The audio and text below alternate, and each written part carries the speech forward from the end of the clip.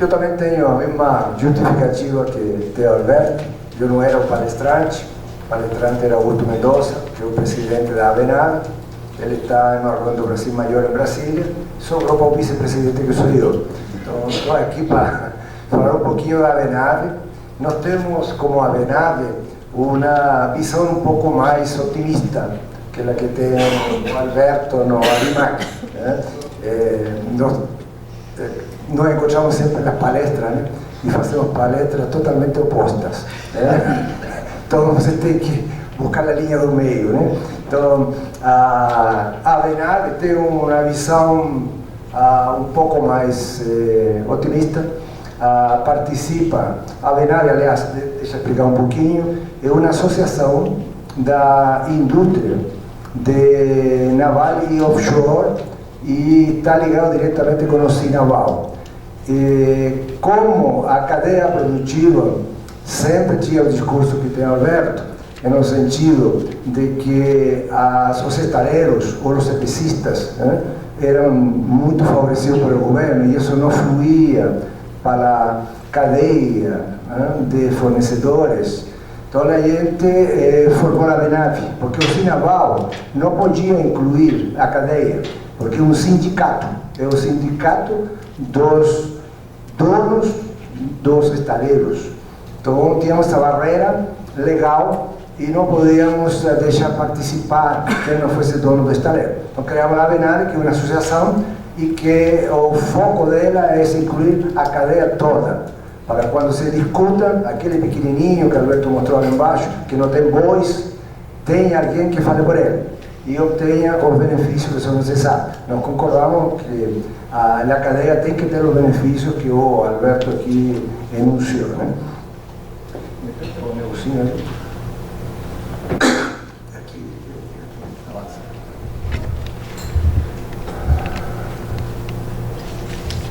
Então aqui está a descrição rápida, eu não vou estar lendo, vocês leem para mim, por favor, que estou meio de costa. Mas é uma descrição do que a ABNAVE realmente se propõe e por que foi formada. Então é mais ou menos o que eu acabo de falar. Ela está diretamente ligada ao Sinaval, está no mesmo teto, só que com dois focos diferentes. Aqui mostra os associados dos estaleiros que estão associados à ABNAVE e aqui associados da cadeia produtiva, aqueles que vendem produtos e materiais para os estaleiros. Isto tem ido crescendo através do tempo, que evidentemente vai ganhando mais credibilidade, vai se entendendo qual é o propósito e o pessoal vai começar a aderir. Bom, a missão nossa é o que está escrito ali, justamente defender a indústria.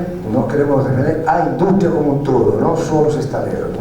Os estaleiros não sobrevivem se a cadeia não vive salutarmente. Nós dependemos da cadeia. Se a cadeia não é produtiva, se a cadeia não tem financiamento, se a cadeia não consegue inovação, o estaleiro fica totalmente improdutivo. Aqui é o total de estaleiros que tem por estados, para você ter uma ideia. Tem uma quantidade grande, está bem diversificado. Esse é um resultado da política do governo federal. O governo federal, no ano 2003, quis descentralizar e incentivou a formar estaleiros em distintos lugares do país. E hoje tem três grandes polos. O polo de Pernambuco, o polo do Rio de Janeiro e o polo de Rio Grande do Sul.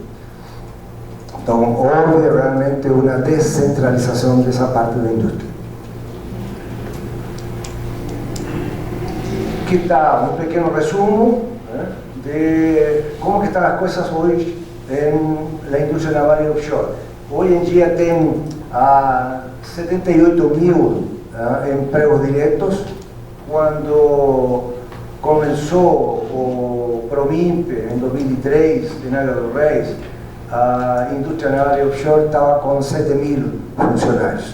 Então, houve um resultado em aspecto do emprego, ou seja, cresceu exponencialmente. E está crescendo. A projeção que até o ano 2016 tenha mais de 120 mil empregados trabalhando.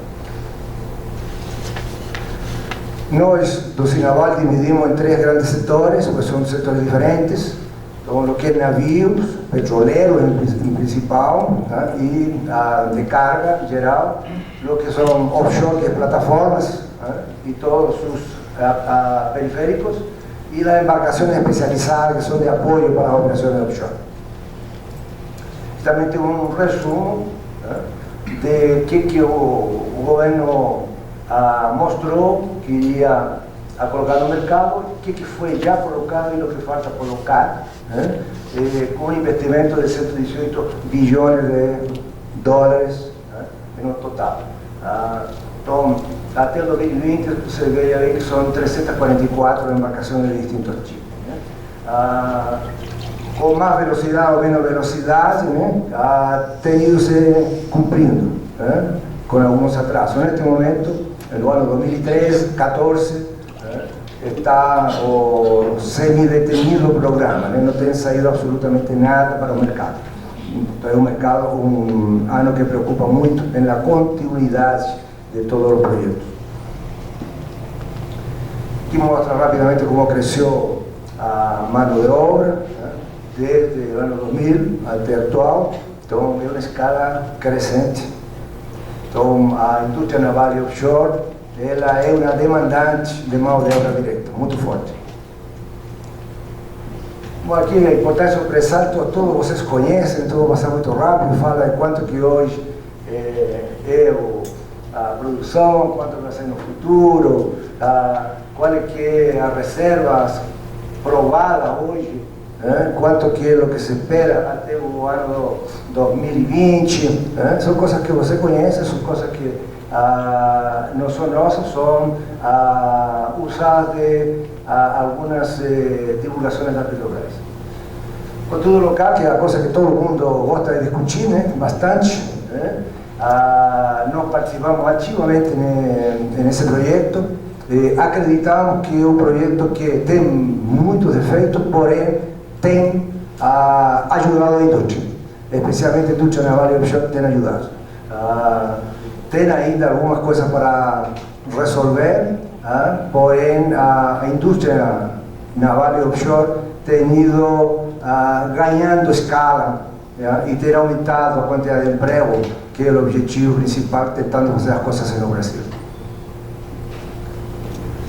Aqui, rapidamente, coisas que todo mundo conhece, já aqui nessa plateia, quais são as exigências do conteúdo nacional, dependendo das rodadas dos leilões. Aqui, rapidamente, está falando também de los navios, como que foi avançando, que tipo de navios foram feitos, são demonstrações que não são nossas, são da Petrobras. E aqui algumas plataformas que já foram entregues e qual foi o conteúdo local obtido. Então, as mais novas. A P-54, que é uma das últimas que foram entregues, conseguiu um conteúdo local de 68%. Era exigido 55%. Aqui eu estou com o senhor lá, que eu cheguei na finzinha Sobaleste, que falavam por que nós temos multa se não atingimos, por que não temos bônus se superamos o conteúdo local. Eu estou totalmente partidário com você, porque isso é um incentivo. Aqui mesmo, é um esforço que se fez, se conseguiu um conteúdo local muito maior. Então deveria ter um bônus também. Que é verdade o que o senhor falou, temos multas se não atingimos. Porque não é, isso aqui não na média, né? A cartilha famosa do conteúdo local é por disciplina. E de repente, dentro de 68%, alguma disciplina que você não atinge. E se não atinge essa disciplina, é multado. Apesar de que, na média, o conteúdo maior, o conteúdo local é maior, né? Isso vai passando de um em outro, né? Vem ANP, Petrobras, nós que somos os estaleiros ou EPCistas, né? Nós não conseguimos passar isso para a nossa cadeia, né? Que mataríamos a cadeia se fazemos isso. Aqui a 56 também conseguiu, era 65, conseguiu 76, 73. Esse navio famoso, que é muito conhecido, saiu muito na imprensa, conseguiu um índice de conteúdo local de 74% no final. Demorou mais tempo, houve problema, estaleiro novo, mas está navegando. E um navio feito no Brasil. Então, eu acho que apesar de todos os problemas, a gente deve bater palma para o Atlântico Sul, que fez esse navio quando ninguém acreditava que ia ser feito. E foi feito com um conteúdo alto brasileiro. Aqui tem alguns PSVs, aquelas embarcações de apoio, que também, na média, o conteúdo local exigido de 55%, e se conseguiu no PSV grandes, 61%, 60%. Aqui são onde estão colocadas as demandas atuais, rapidamente, da Sete Brasil, que é quem está fazendo 30 sondas, e os estaleiros que foram adjudicados a cada grupo de sondas. Estão sendo fabricadas em todos os estaleiros. Também tem uma curva de aprendizado, como o Alberto falou, ninguém nasce aprendendo, mas aquele que tem, por exemplo, 7 plataformas, a primeira vai ser muito difícil, a segunda um pouquinho menos, a terceira já não vai ser difícil, e a quarta para cima deveria ser muito fácil fazer. Aqui algumas frases de efeito, mas que tem por trás um contexto. Está falando de possuímos no Brasil estaleiros suficientes para atender a toda a demanda. Temos, não podemos continuar construindo estaleiros, isso nós estamos discutindo no Brasil Maior. O Brasil Maior fez todo um estudo, junto com a BNAB, junto com o BNDES e a ANP, e a conclusão é que com os estaleiros que estão hoje, ou sendo construídos, ou já em operação, é suficiente para a demanda que se prevê até o ano 2030. Ou seja, não podemos continuar construindo estaleiros, que isso seria construir estaleiros que vão ficar cessantes posteriormente. Então, existe uma grande discussão junto ao Fundo de Mercantes para não financiar mais estaleiros. Estamos atingindo o conteúdo local, estamos conseguindo, com bastante dificuldade, mas estamos conseguindo. Tem um ponto que é onde nós estamos falhando muito, competitividade e produtividade. É aqui que está realmente o nosso problema. Então, para todo o mercado da indústria naval e offshore, basicamente é competitividade, e competitividade só se consegue com produtividade. Eu vou falar um pouquinho mais à frente sobre isso. Não quero ver. Bom, quem deve ser competitivo? É óbvio, né? O estaleiro tem que ser, mas para ele pode ser o fornecedor de equipamento da cadeia, tem que ser também, e a sua vez o fornecedor pequenininho, que se mencionou aqui na palestra do Alberto, também tem que ser competitivo. Ou seja, todo mundo tem que ter o mesmo vis, todo mundo tem que ter o mesmo objetivo. Queremos aumentar a produtividade porque queremos ser competitivos, porque estamos com um problema. Hoje em dia temos uma onda de demanda no Brasil. Nós chamamos que é uma onda. E essa onda tem um início, um meio e um fim. Nós estamos no pico da onda, nós estamos surfando ela. Daqui a pouco a onda começa a cair.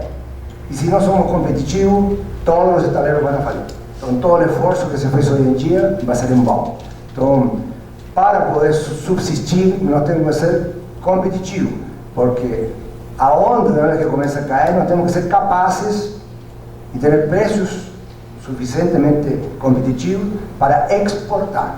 O futuro da indústria naval e offshore é poder exportar. Hoje em dia está todo mundo focado em a onda de demanda brasileira. Mas nós, da BNAM, estamos muito preocupados com a perpetuidade da indústria. E a perpetuidade só se consegue com a competitividade dos estaleiros e a cadeia toda. Não adianta só o estaleiro não sobrevive se a cadeia não acompanha. Aqui tem algumas definições que para nós é importante. Nós achamos que o equipamento da indústria está tentando atender, está tentando desenvolver, estão sendo feitas parcerias com know-hows estrangeiros e ela está correndo atrás para poder atender a demanda. Com bastante dificuldade, porque tem aquele problema do financiamento que a indústria de equipamento e máquina não tem. Então, é uma coisa que tem que ser criada. Linhas de financiamento existem, com defeito ou não defeito, mas existem algumas, tem que ser aprimoradas. E eu diria que equipamentos no Brasil têm alto nível tecnológico. Eles não devem nada para a indústria estrangeira. O problema que tem é ser competitivo e ter financiamento que lhe permitam a ele ser competitivo e ter uma demanda, certo, conhecida para ele poder se organizar. Do outro lado, a mão de obra é onde nós estamos com o problema. É aqui que nós estamos com o problema, estamos patinando. Então, hoje em dia temos quase emprego pleno. Hoje você não arranja operário para trabalhar nos estaleiros, tem que treinar, tem que preparar, né? É muito difícil conseguir mão de obra especializada, né? Então, esses 78 mil trabalhadores que estão hoje em dia empregados, né? Não são suficientes para a demanda que tem hoje atualmente. Então, precisamos treinar mais gente, preparar mais gente. E nós aí encontramos uma grande barreira, que não é dos estaleiros, é do Estado. Quando vamos a treinar operários, nós encontramos que o nível escolar, o preparo escolar básico é muito ruim. Então, quando a gente quer treinar alguém, a gente não consegue treinar. Então, tem que descer, nivelar os trabalhadores primeiro na educação básica, para poder depois ter a chance de treinar. Nós estamos com um problema muito grave nesse nível, e que é do Estado. A indústria está gastando dinheiro para fazer o trabalho que é do Estado, porque senão ele não consegue treinar seus operários. O operário de hoje não era o operário de ontem. O operário que tinha ontem trabalhava com um pedaço de papel na mão. Então aprendia a ler, apesar que não entendia muito bem, mas o norte, o sul e o oeste ele sabia interpretar. Hoje em dia não tem mais um papel, tem um computador na frente, ou tem um laptop na mão, ou tem um pad. Morto. Não conseguem entender, né? Porque o nível escolar é muito baixo, né? Nós, me colocando no chapéu, EBR, que eu sou presidente desse estaleiro, estamos instalando um estaleiro em Rio Grande do Sul. Ali nos encontramos com uma surpresa contrária. O nível escolar de Rio Grande do Sul é fantástico. Dificilmente alguém não tem a secundária completa. A maioria tem a secundária completa. Então, tem um nível educacional e cultural muito acima do Brasil. Nós, em Rio Grande do Sul, quando nós estamos neste momento, não estamos tendo problema com isso aqui. Muito pelo contrário. Queremos um cara com um nível menor, não encontramos. Todo mundo acima. E todos os que são profissionais, eu diria 90 e pouco por cento, tem doutorado, PhD, ou está estudando na faculdade, uma cultura muito diferente. Isso que nos atraiu realmente quando nós andávamos pesquisando para ir para o sul. Porque nós estamos no fim do mundo, né? Nós estamos no limite do Brasil com o Uruguai. Estamos na Lagoa dos Patos. Todo mundo pensou inicialmente que estávamos loucos, que fica muito longe. Porém, tem esse grande benefício. Os estaleiros em geral e a indústria em geral têm um alto nível de produtividade. Alto nível de produtividade. Que é um problema que nós temos que atacar. Estamos atacando com a Avenal. A Avenal fez um estudo junto com a Petrobras, junto com a agência de petróleo, se mediu em 3 estaleiros de 30 atividades a produtividade dos trabalhadores durante 8 meses. E pasmem vocês, 9 horas de trabalho efetivas, somente 3. 3 horas de 9 são efetivamente trabalhadas. O resto não são trabalhadas. Isso é improdutividade, né? Muito grande. Que quem olha de fora fala, não é possível, eu estou vendo que o pessoal se mexendo. Estão passeando, né? No estaleiro, ou conversando, com uma viga em cima do ombro, para lá e para cá, né? Então, é ali que está nosso grande problema, né? Temos que educar os trabalhadores, né? No sentido de melhorar essa produtividade. A culpa não é só do trabalhador, a culpa é nossa também. É cultural isso aí, né? Então, nós estamos num trabalho grande na Avenal tentando incentivar para melhorar essa incentividade. Se em vez de 3 vamos para 5, já deu um passo enorme, né? Muito grande. Multiplica 3 de 9, de 6 são perdidas por dia, né? Por cada trabalhador, multiplica por 3.000 trabalhadores, multiplica por 30 dias, é uma quantidade enorme de horas improdutivas. Aqui está um pequeno, aqui eu compro equipamento com preço e qualidade de prazo, consigo comprar, né? Porém, eu não tenho um funcionário capacitado, ou seja, comprar um equipamento para a indústria, eu pego um catálogo, curto, negocio, comprei. Se tem um financiamento que me ajuda, coloquei a melhor máquina do mundo no meu estaleiro. Do outro lado, eu tenho que ter um operador para que opere essa máquina. Não está na prateleira, não consigo comprar. Né? Eu tenho que treinar ele. E para treinar, demora um tempo grande. E tem aquela dificuldade que eu falei anteriormente. Então, esse é um problema que tem na indústria. É um problema grande. Não compramos o melhor equipamento do mundo, primeira linha. E nós estamos treinando o pessoal faz um ano, né, para poder operar esses equipamentos. Então, não existe equipamento hoje em dia pessoal treinado, porque a indústria naval parou no ano 80. Hoje está na quinta geração, comparando com 80. Então, o pessoal que fala que tem experiência, conhece como estaleiro, essas coisas aí do passado, né? Então, nós temos uma dificuldade muito grande. Quando nós projetamos nosso estaleiro, eu estive conversando com a empresa de engenharia, que nos assessorou, na Coreia, e a pergunta que me fizeram foi fatal para mim. Você quer totalmente automatizado, semi-automatizado ou manual? Foi a pergunta que me fez a empresa de engenharia. Eu não esperava essa pergunta. E eu tive que pensar. Falei, você me deixa pensar, amanhã eu volto, eu vou te falar. Sentei com os sábios, né, cada um grupo de sábios, falei, e aí, o que a gente faz? Todo mundo foi unânime, vamos fazer semi-automatizado, porque automatizar 100% nós não vamos conseguir operar esse negócio, nem apertar o botão. Então nós temos uma indústria hoje que poderia ser muito mais automatizada, semi-automatizada, e assim tudo tem muito problema para treinar pessoal. Isso não é só do estaleiro, é da indústria como um todo. Aqui rapidamente alguns pontos que a gente quer colocar. Né? Nós achamos que para ganhar competitividade, né, tem duas coisas para, na visão da Avenal, são muito importantes, né? E que acho que todo mundo vai concordar. Reforma tributária é terrivelmente importante e urgente ser feita. Senão não vamos chegar a nenhum lugar. Vamos nos esforçar, vamos a caminhar e vamos morrer na praia. E segundo, a reforma trabalhista. A reforma trabalhista do ano 1943, que tem a mesma idade que eu tenho. Né? Eu me surpreendi quando fui investigar isso aí, pensei que era mais nova. Né? Ela tem exatamente a minha idade. E foi feita no governo de Getúlio Vargas, no tempo, no centro da Segunda Guerra, e dos coronéis.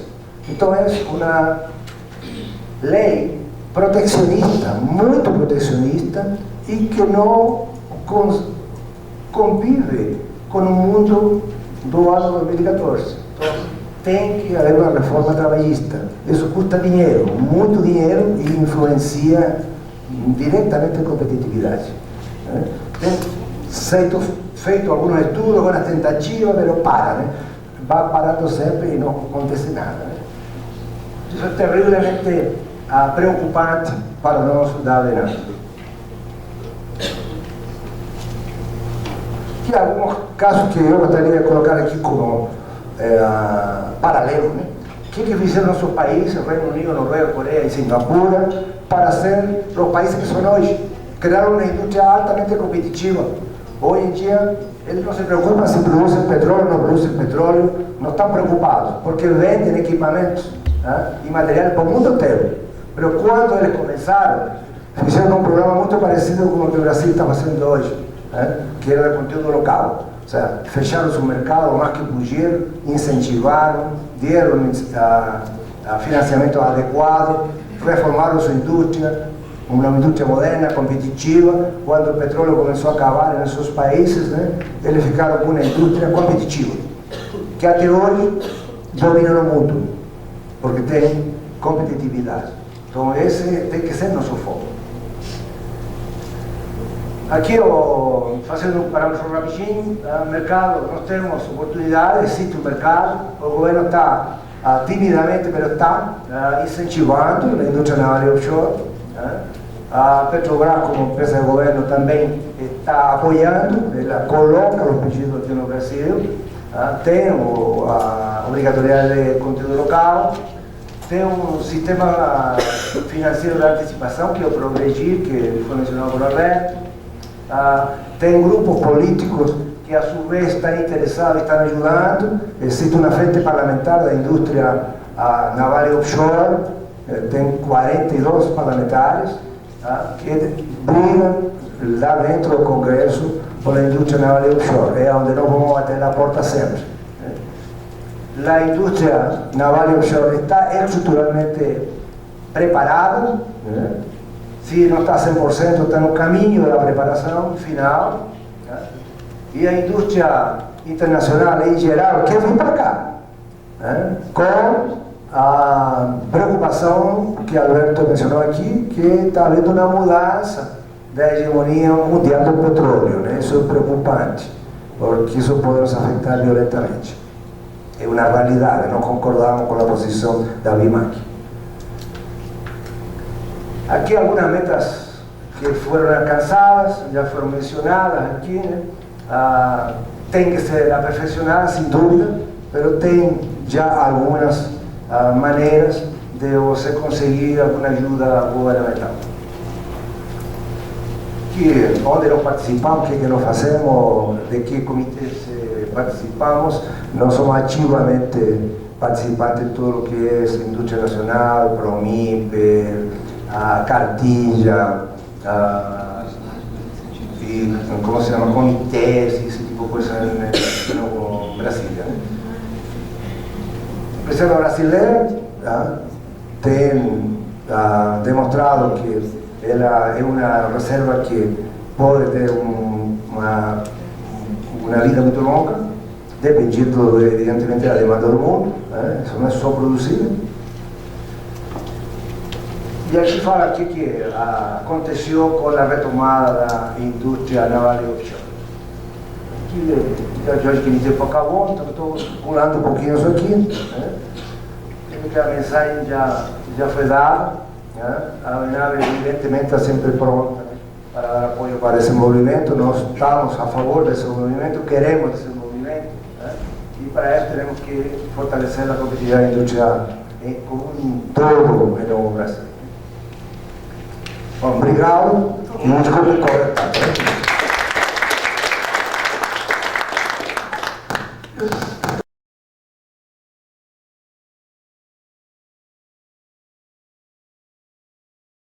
Quer dizer, quando começou a abertura da economia, a visão que se tinha é que o Brasil,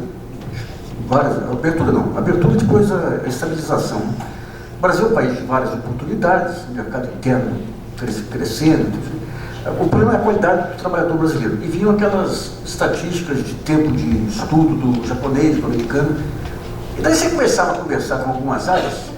Eu lembro que eu conversei com o presidente da Samsung, que estava instalando em Manaus. Foi a melhor coisa que você viu no Brasil. Qualidade do trabalhador brasileiro. Foi em 3 meses de trabalho de operação da Samsung, foi o maior nível de produtividade de todas as empresas da Samsung. Ou seja, um coreano vindo para Manaus com metodologias diferentes, com língua diferente.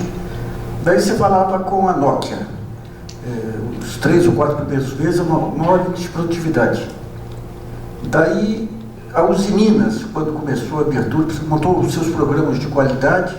As melhores sugestões, de longe, eram do pessoal que estava na linha de frente, peão, não era de engenheiro, era de peão. A gente tinha vários exemplos aí, uma vez com o Carlos Salles, presidente da Xerox.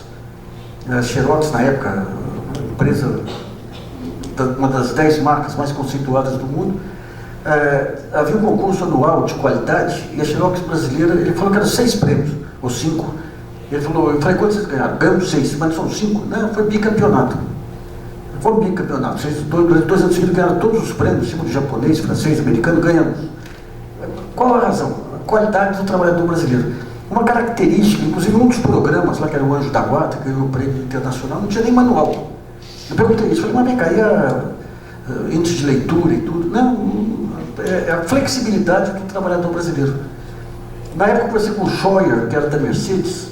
A Mercedes tinha uma área que era metalúrgica, virou controle numérico, lá precisava o metalúrgico virar, não sei, analista, não analista, mas um operador de sistemas lá. Ele disse que com 2 meses de curso, ou seja, tem uma característica de flexibilidade que eu tenho a impressão, vendo esses exemplos, as conversas que eu tinha com o professor Falcone, com aqueles programas de gestão dele lá, que é uma questão de pegar a embocadura, talvez, aí, modelos de gestão que alguns setores conseguiram avançar para tentar pegar esse fator flexibilidade, um tal do jeitinho, que era depreciativo, mas será que, digamos, o setor ele não está precisando discutir os métodos de treinamento e de tratamento, aí, de motivação em cima dos funcionários? Porque com essa característica de flexibilidade, todo mundo que eu conversava na época, eu não sei se os 20 anos atrás, se os métodos eram tão diferentes, mas já estava começando uma informatização mais pesada, e eles passavam esse feedback de quem estava na linha de frente. Você, para conseguir uma disciplina laboral razoável, né, demora muito tempo, né? Muito tempo. Principalmente quando você tem uma alta rotatividade, né? Quando a rotatividade é alta, você tem bastante problema para conseguir manter esse procedimento de disciplina, né? Um dos bons exemplos na CIFE é o aspecto de segurança do trabalho, né? Está junto, né? A indústria brasileira, em geral, tem um índice muito alto de acidente, altíssimo de acidente. E isso não é outra coisa que disciplina, né? Nós, na Venave, temos um índice muito baixo de acidente, baixíssimo, nos estaleiros, porque não se aceita disciplina nessa área. Essa área somos duros, né? Muito duros. E a gente não aceita desvio. Desviou, não trabalha mais. Né? Seria, é um negócio meio nazista, né? Mas é a única maneira de obter resultado. Agora, do lado técnico, né? São muito flexíveis, porém a tecnologia aumentou muito rapidamente. Né? E se não tem um nível escolar decente, né? Demora muito a aprender, ou não aprende. O problema está aí. Está aí. Nós temos um problema de currículo escolar forte. Né? Semana passada estava selecionando gente para soldadores, e nós colocamos soldador. Só que o soldador não é um soldador antigo, um soldador bem sofisticado.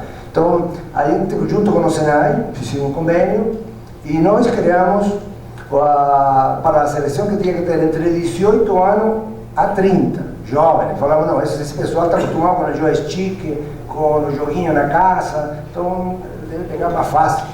Né? E que fosse com a educação básica completa. Selecionaram 80 pessoas.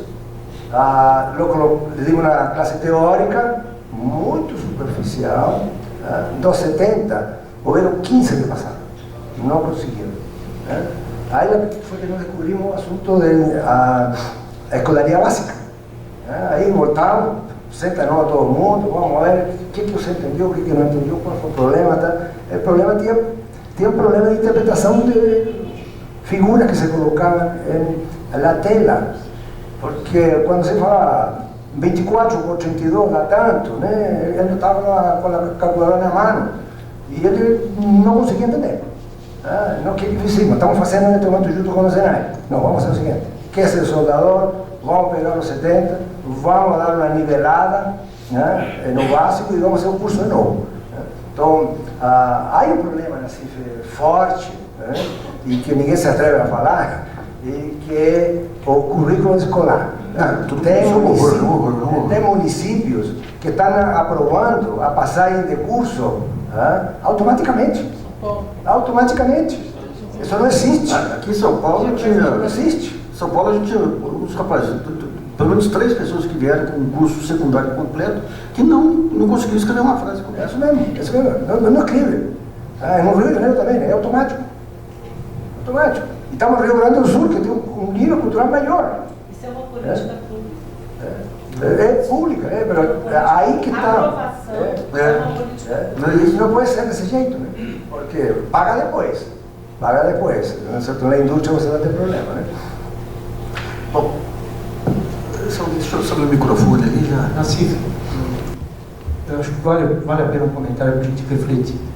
A gente está falando de vários desafios, nós temos uma tremenda oportunidade a partir do petróleo, mas eu sempre digo que a gente começa a olhar e a gente começa a ver os problemas. Na verdade, o que a gente vê no final é uma acumulação de problemas e a gente só fica discutindo o resultado final, que é a falta de capacidade, que é a falta de competitividade.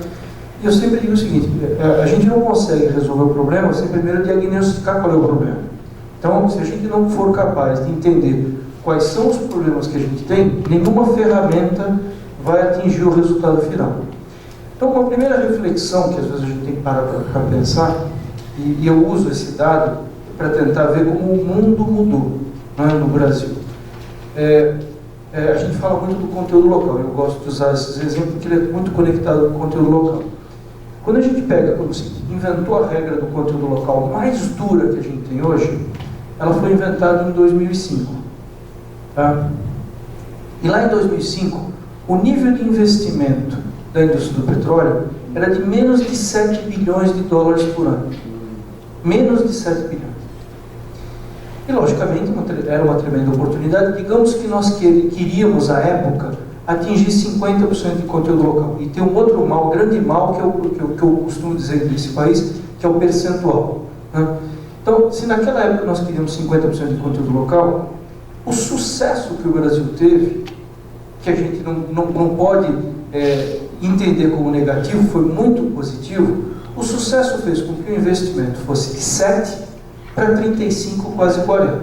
A boca do jacaré.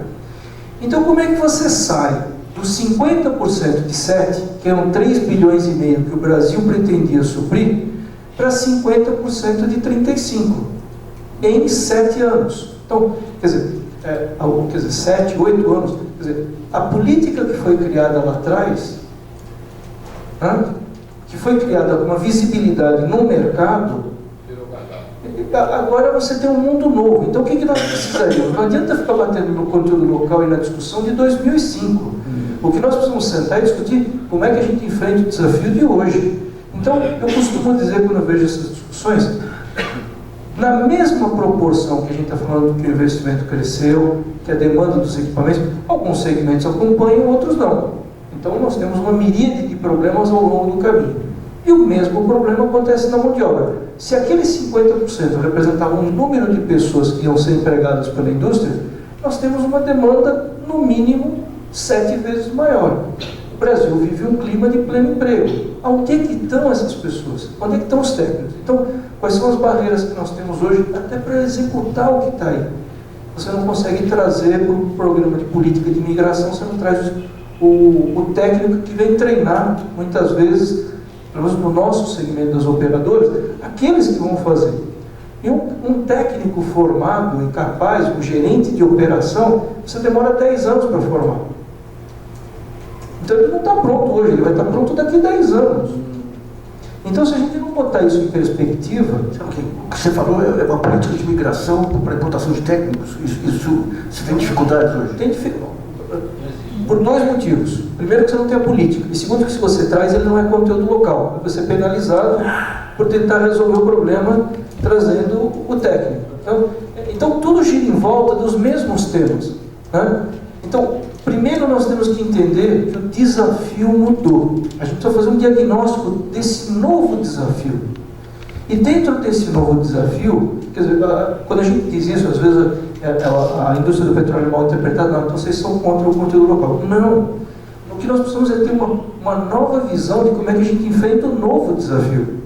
Se nós temos um novo desafio, precisamos todos sentar, todos falam a mesma coisa. Então, eu queria saber a opinião da Nimar. Todos falam a mesma coisa. E quando você compõe tudo isso, a única coisa que o operador vê hoje é o seguinte: ele tem problema, ele vai cobrar mais caro, ele não tem empregado, o Brasil não fez nada, e eu vou pagar a conta. Né? Porque eu tenho que ser, ou então eu vou fazer o projeto. Que é o problema da previsibilidade que ele diz. Hoje, se perguntar para alguém, você vai fazer o projeto? Não sei. Não sei. Porque eu não sei se eu vou resolver todos esses problemas que tem.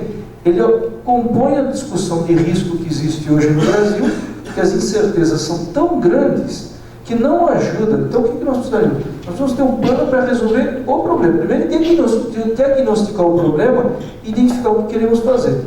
Outra coisa que eu costumo dizer é o seguinte: quando o desafio fica tão grande que nós mudamos de 7 para 35, nós precisamos de foco.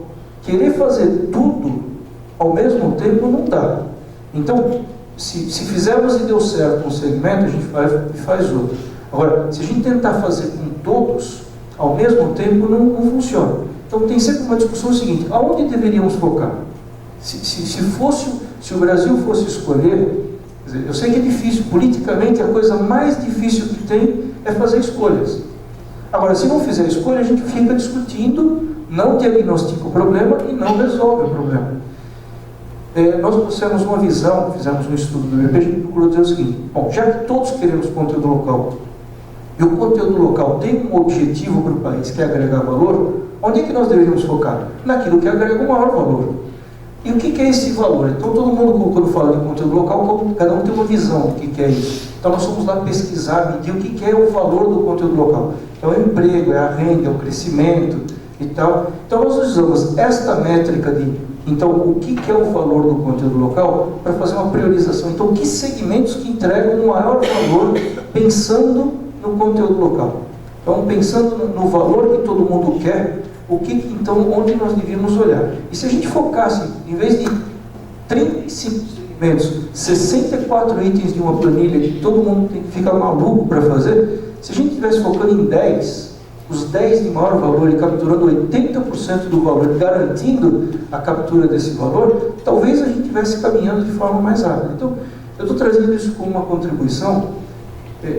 Não me pretendo ser o dono da verdade do assunto, eu até abro para discussão, mas é aquela discussão que ou a gente vai e tenta entender qual é o problema e tentar discutir quais são as melhores soluções para atingir esse objetivo, ao invés de... Porque a gente eu costumo dizer que parece que a gente está com aquele problema de eu estou gripado, mas estou tratando a febre, né? Hoje estou com pneumonia e só consigo ver a febre. Então a gente não consegue enxergar o problema.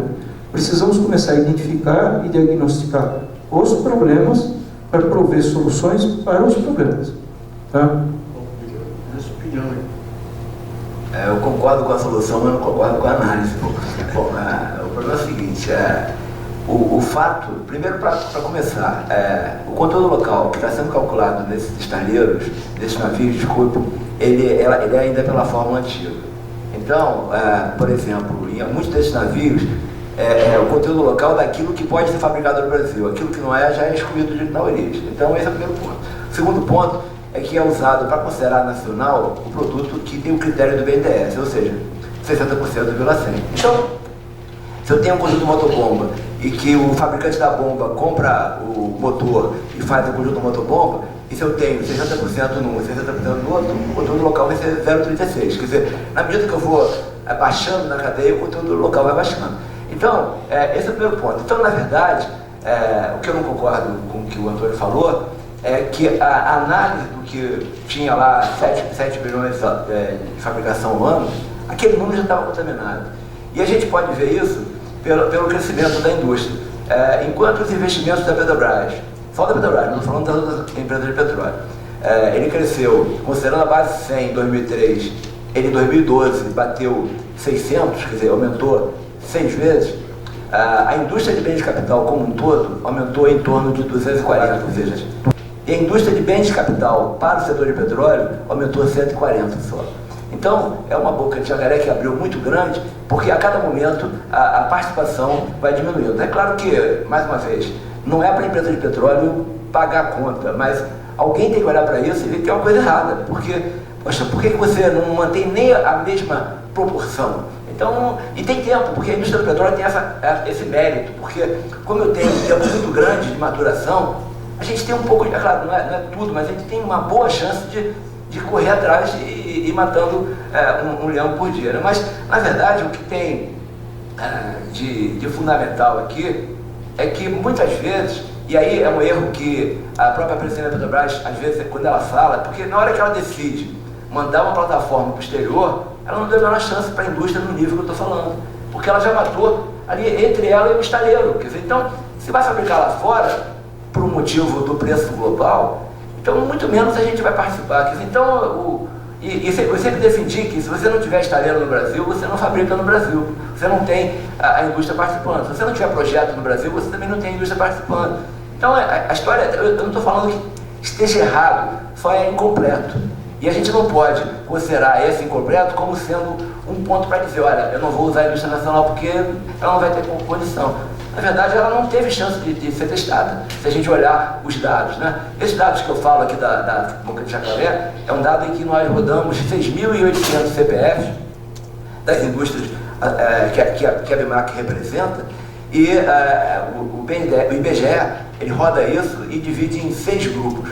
E tem um grupo lá chamado Energia, onde ele considera petróleo, energia eólica e biocombustíveis. Esse aí é o dado desse crescimento. Ele pegou ano a ano os CNPJ dessa empresa e viu o faturamento. É claro, é um dado aproximado, mas dá uma ideia boa. E o outro ponto também que a gente tem que considerar é que esses investimentos, eles não acontecem igualmente para todo mundo, porque quando a gente tem um contrato de EPCista, um contrato de 1 bilhão, 2 bilhões, naquele momento é assinado o contrato, mas o valor ele vai ser propagado em 3 anos, 4 anos, e na verdade, se você tiver a informação, como eu coloquei ali, a tempo, dá tempo da gente se preparar e conseguir ocupar. Os dados também que nós fazemos mensalmente, hoje a indústria em média está com 75% de capacidade de ocupação, ou seja, 25% de ociosidade, considerando apenas um turno. Quer dizer, existe a possibilidade, e talvez aí bata no problema do recurso humano, mas existe a possibilidade da gente aumentar rapidamente aí a produção sem grandes investimentos. E o problema do dinheiro para o investimento não é o problema, porque o investimento na indústria é muito pequeno comparado com o que a gente pode elaborar e produzir e trabalhar, porque, como eu falei, a característica da indústria de bem de capital, e aí vale para navio, vale para plataforma, ela é intensiva de capital de giro, né? Porque um estaleiro pequeno pode ter a encomenda de vários navios e aí realmente ele vai ter que tirar aquele capital de giro, aquele capital para elaborar o navio. Um outro ponto que também, que aí passa pela legislação trabalhista, só para acrescentar, é que no Brasil tem um problema da multifuncionalidade, né? Enquanto você na Europa, nos Estados Unidos, você tem um operário, o cara por exemplo, ele é soldador, mas ele mesmo lixa, ele mesmo monta o andaime, se for o caso, ele mesmo pega a empilhadeira e coloca lá o que ele tem que fazer.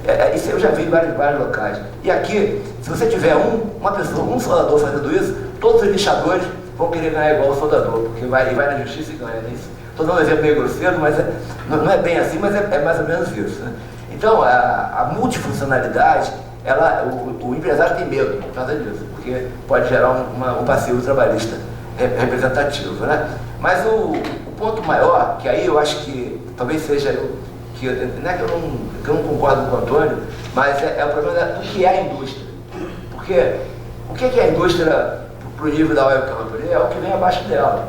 O que é a indústria para o nível abaixo dela? É outro nível. Então, e esses níveis aqui não são vistos. Esse aqui é o ponto. Quer dizer, eu acho que na hora que a gente olhar a cadeia como um todo, e aí vem um outro dado que também a gente tem que refletir, porque no caso específico da Petrobras, que ela tem um mercado nacional aqui, ela domina o mercado nacional de produtos derivados do petróleo, né, que vai óleo combustível, óleo diesel, óleo de corte, plásticos, borrachas, solventes, tintas, uma quantidade enorme.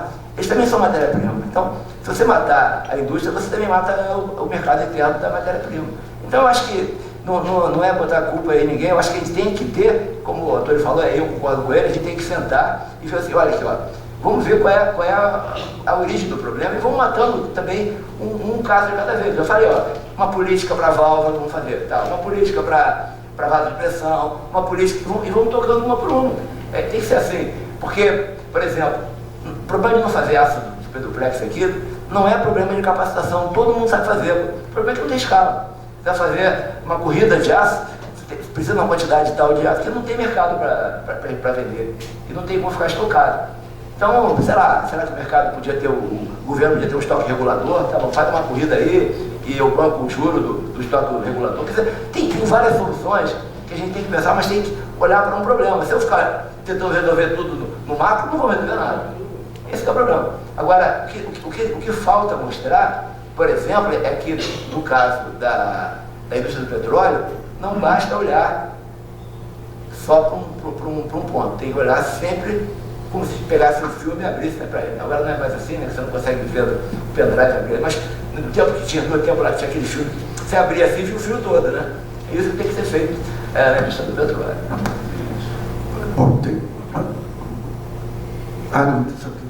Eu queria perguntar, acho que isso é mais da área do Padilha, se existe algum estudo sobre, por exemplo, se eu tenho um campo de petróleo offshore, eu preciso ali de repente 2 FPSO, 3 drillers para X supply boats, ou seja, essa relação por campo, por site. Existe algum estudo desse? Eu lembro que a OGX no passado encomendou até uma USP, mas ou seja... Não existe não é um estudo, né? Uma prática, né? Não é estudo, é uma prática. A gente com Lozano, trabalhando na área de óleo e gás, sabe que por cada plataforma produtora, são necessários no mínimo 4 supply boats, porque tem aspecto de segurança. Tem 2 supply boats que tem que ficar permanentemente do lado da plataforma por segurança. Não estão fazendo nada, estão lá só em caso de ter algum problema ou emergência. E outros 2 são os que estão indo e voltando para a terra para trazer os suprimentos. Então, a média é essa. Quando tem plataformas que estão muito próximas uma da outra, quando se fala próximo, você está falando de 15 quilômetros, isso é próximo offshore, você tem 3 por cada uma, porque dividem um desses de emergência entre as duas. Mas não é um estudo assim matemático, coisa do estilo. É a prática que indicou isso, que a norma tem flexibilidade suficiente para permitir esse tipo de coisa. Quando eu olho uma Core Marine lá da vida, como feira, ou seja, que só para contextualizar, uma feira que tem só de construção de navio na Coreia, o que o Brasil, o que a indústria naval no Brasil vai chegar? A indústria estaleira vai chegar, o que não vai chegar? Qual que é a tendência, na sua opinião? Bom, eu posso falar de cadeira, porque eu fiz isso. Então, a gente ficou 3 anos xeretando aos principalmente coreanos, e o que a gente vai ver é exatamente como que eles conseguem nível de produtividade que a gente não consegue, o que eles fazem, e principalmente eles formam um cluster, o estaleiro é um cluster, o estaleiro o que ele faz é exclusivamente montar o navio, plataforma, o que seja, e tem uma série de fornecedores que estão ou dentro do estaleiro, muito próximo do estaleiro, que faz a pré-fabricação. O estaleiro não pré-fabrica, inclusive ele monta as oficinas e cede para um parceiro dele para ele operar. Nós estamos seguindo essa modelagem lá embaixo. Nós estamos construindo um estaleiro grande, eu acabo de fechar já uma modelagem dessa, e estou trazendo os portugueses que estão se casando com os gaúchos e que vão trabalhar dentro de uma oficina de fabricação de tubulação. E eu estou bancando a oficina de fabricação, para chegar pronta para ele. E eles vão operar. Então, o estaleiro não vai prefabricar, vai chegar de uma ponta tubo, flange, válvula, e a outra ponta me vai chegar spool de tubulação. E negociamos qual é o preço disso aí. Essa modelagem que funciona lá na Coreia.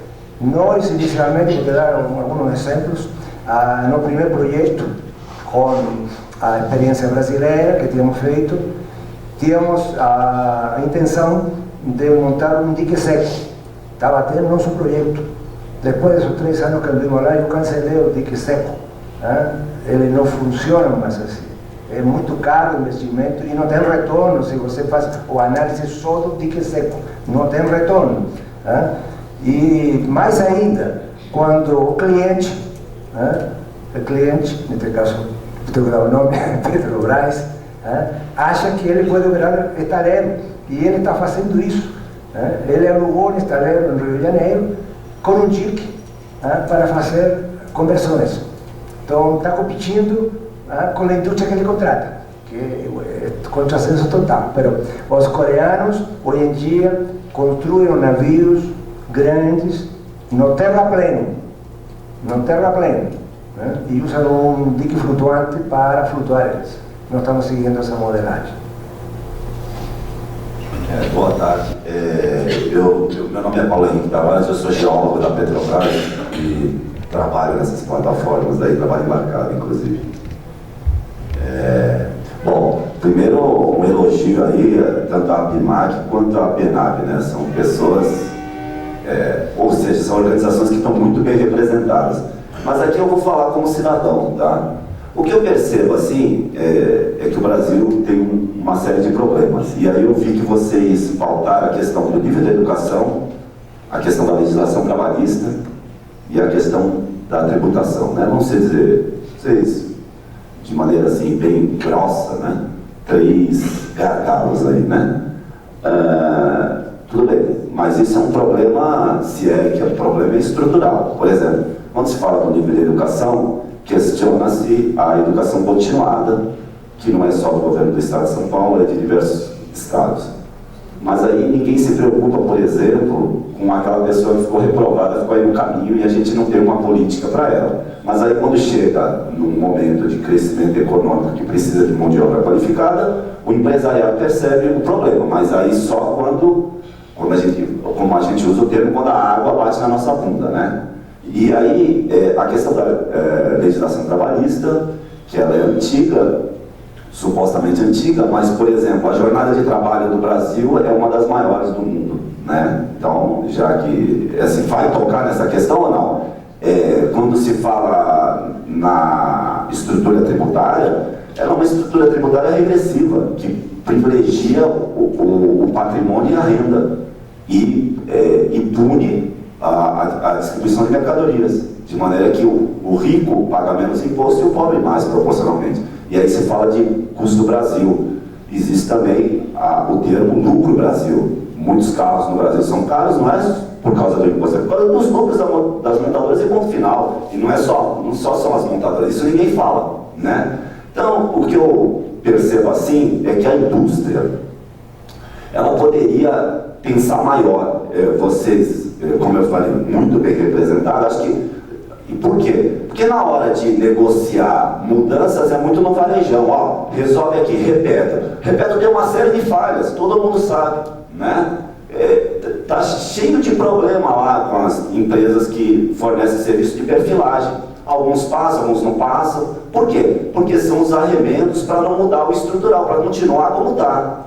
E aí, quem tem poder econômico e político, como ele falou, nós temos 42 deputados lá à frente, esses conseguem colocar o varejão, mas a estrutura continua a mesma. Então, o que eu queria chamar a atenção, eu acho que o Brasil está precisando fazer um pacto, né, com o setor produtivo e pensar maior, e não ficar... E outra coisa, quando se questiona o financiamento, mas você não acha que o conteúdo nacional já é uma baita concessão do país? Ou seja, garantir encomendas, mantendo, já não é uma troca ainda, entendeu? Aí na hora de negociar, fica negociando varejão e o atacado, para o atacado continuar o mesmo. Então eu queria chamar a atenção para essa questão. Acho que a gente tem que pensar mais, pensar maior.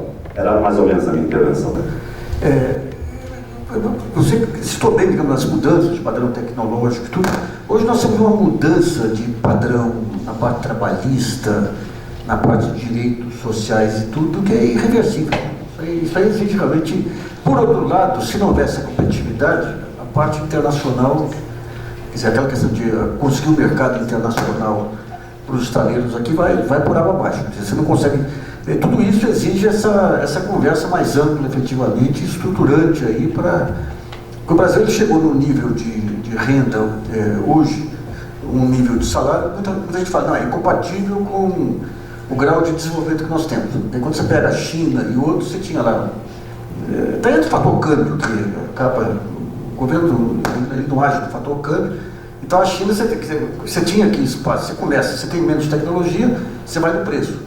O preço entra um conjunto de fatores e que nem salário. Daí você começa a melhorar, você agrega valor, vai melhorando a mão de obra também, vai melhorando o salário, né? Nós temos realmente um empecilho aí que é esse descompasso. Nós chegamos num grau de salário, renda e cidadania que é irreversível. Isso aí é para o bem do país. E por outro lado você tem uma competitividade, uma dificuldade de entrar no câmbio, de entrar em um conjunto de aspectos tributários, que penalizam a produção efetivamente e que criam um nó, né? Isso aí exige isso do estadista aí para juntar todas as pontas aí e fazer esse grande pacto que... Eu lembro no tempo do Collor, quando teve a abertura, com todas as besteiras que o Collor fez, aquela Câmara Setorial da Indústria Automobilística, que lançou, de repente você tinha Vicentinho conversando com o presidente da Volks, da Mercedes, todo mundo imbuído dessa ideia seguinte: se o setor como um todo não for competitivo, você mata o projeto, né? Nós estamos chegando nesse ponto aí. O país hoje está extremamente dividido aí por uma guerra política insana e tudo. Mas sem esse grande pacto aí, esse negócio de pacto muitas vezes foi, em alguns momentos de impasse político aqui, vinha a história do pacto, que era uma coisa muito simbólica, mas, digamos, do ponto de vista de cadeias produtivas, ele é essencial. É essencial. E isso tem toda razão. Eu acho que você tem que ter um acordo geral que interessa ao trabalhador a competitividade do setor, porque sem competitividade não tem um emprego. Interessa ao setor o pacto com o trabalhador, que é com motivação que você consegue tirar. O próprio Gerdau, ele fala isso da disciplina do brasileiro, que é importante, mas ele extrai do funcionário dele fatores de flexibilidade que são muito positivos também. Então, digamos, essa conversa... A gente avançou muitas vezes em algumas áreas, essa visão sistêmica de problemas, né? De repente parece que tem um certo período que parece que o país ele volta, né? Ele passa a ver tudo focadinho também. Está na hora de pegar essa visão sistêmica de novo aí para... Paulo, sabe, tem um ponto aqui que eu queria só esclarecer, que é o seguinte: o problema da carga horária, e eu já conheço bem a Dinamarca, a Noruega, a Alemanha, a Itália, o que acontece é que o Brasil, ele tem praticamente aqui dentro uma Europa, tem uma África, tem o Oriente. Então, esse serviço que baixa o preço, que na Itália é feito na Turquia, é feito em outros países, então acaba sendo que a jornada deles é menor, mas a jornada deles é menor porque ele é menor. Então ali é um trabalho de alto valor agregado, tudo bem. Você vê que a média salarial da Noruega é 8 vezes a do Brasil, a média, não estou falando o maior salário, tá? Porque aí é o contrário, mas a média é maior do que 8 vezes a do Brasil. Agora, por quê? Porque o trabalho de baixo nível não é feito lá. A Maersk, né, que é uma das maiores, agora não tem mais estaleiro, mas quando ela tinha estaleiro, ela fazia toda a parte lá no Vietnã, na Coreia, mesmo quando a Coreia ainda era um pouco atrás, né? Fazia no Vietnã, fazia lá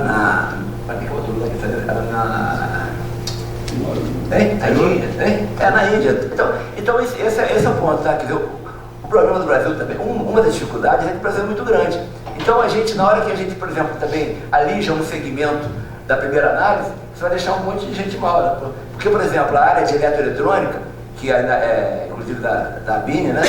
Ela tem um problema, que é o seguinte: ela representa muito pouco no valor global do empreendimento. Então, para botar 5% ali de conteúdo local e influir alguma coisa toda, praticamente não influi, porque o valor é pequeno. Só que é uma área de altíssimo valor agregado. Quer dizer, um grama lá de um produto tem muito mais conteúdo do que numa indústria de caldeiraria, né? Então esse é o ponto que a gente tem que analisar, tá? Porque quando a gente compara com outros países, a gente tem que fazer um certo ajuste, né? Porque senão parece que, não, você quer explorar o trabalhador, não é isso. O problema é ver o que é o justo valor da produção, como o próprio Xará aqui falou, né, da atividade, em que muitas vezes o sujeito não tem a disciplina. E também tem o caso da multifuncionalidade, que às vezes o soldador fica esperando porque não tem um lixador, não tem um montador de andaime. Então, esse é o ponto que a gente tem que analisar. Tá? Por isso que cada vez que eu falo nesse assunto, a gente vê que a solução é complexa porque ela é muito ampla. Mas, por isso que a solução de pegar um item e matar um item de cada vez, talvez seja, você consegue ter visibilidade, consegue botar uma pessoa, você toma conta disso aqui, você toma conta do outro item. Acho que é o jeito que foi feito aí na política, que inclusive a última que deu um pouco certo foi a do tempo do Geisel, né, que teve um plano, um PND lá, que tem algumas coisas que funcionaram naquela época por causa disso. E hoje isso não existe. Agora, mesmo com o PNB, com tudo lá, esse negócio de ouvir as pontas é essencial. No tempo do gás a gente tinha aquele baita estímulo lá e de repente vinha o BNDES e trouxava financiamento, tudo aí para criava uma super oferta de bens de capital que depois Então, essa ideia de montar política, eu tenho batido muito minha coluna, se a gente montar políticas com a participação de todos os atores, quem está fazendo bem isso dentro do governo é na área social. Na área social você tem, a hora que entra a área econômica, você tem a BDI com aqueles conselhos que não tem nada de deliberativo, fica uma conversa vazia. Então a gente precisa mudar os modelos aí de desenho de políticas públicas industriais, então você faz coisas teóricas que na prática emperram, às vezes, em detalhes. Bom, e voltando ao ponto aqui que o Flávio falou. Quantos setores são desonerados, tá certo? Alguém paga a conta. Então outros setores são onerados, tomando o volume de controle, sendo o Brasil como um todo. Né? Para quebrar, eu acho que o problema da inserção de alguns tipos de equipamento na produção, nós precisaríamos ter uma política de Estado, porque os diversos agentes eles têm que cuidar cada um da sua própria sobrevivência, o que não é fácil. Tá? Então, por exemplo, o estaleiro mais eficiente do mundo, ele, se tiver que responder pela obra do montor, ele vai procurar pôr um recheio que seja compatível com o retorno do investimento. Se para a nação isso for importante, que o recheio seja nacional, ela tem que tomar algumas atitudes para pagar esse negócio. É o que o Roberto falou. Quem é que paga a conta do cabeça de série? Esse é o problema. Se você não pagar a conta do cabeça de série, você vai ficar com duas dúvidas. A dúvida da competência tecnológica e o conforto do comprador. Eu, no lado do comprador, jamais compraria um equipamento, por melhor que fosse, de alguém que não tivesse para cá, não precisaria para me apresentar. Tá? Esse é um ponto. E o outro ponto, Alberto, talvez você tenha esquecido de mencionar, aqui em favor da associação, e talvez o pessoal não saiba, a BIMAC representa, como setor, mais empregos do que os setores mais privilegiados, como o setor automotivo.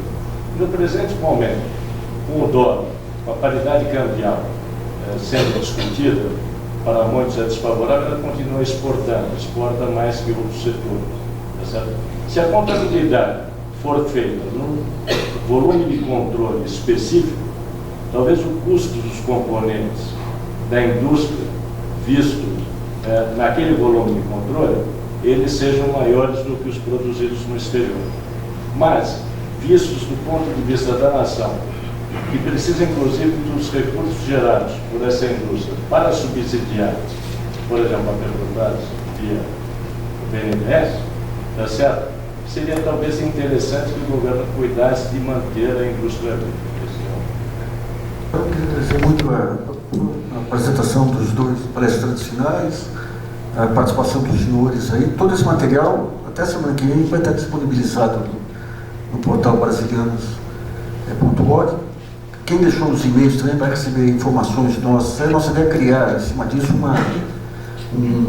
uma sala internamente para poder ampliar as discussões sobre a indústria naval, sobre o petróleo, o pré-sal e tudo, dentro dessa ideia de que com as redes sociais as discussões especializadas têm que mais possibilidade de vir à tona. Agradeço muito a presença de todos e um bom final de semana para todo mundo.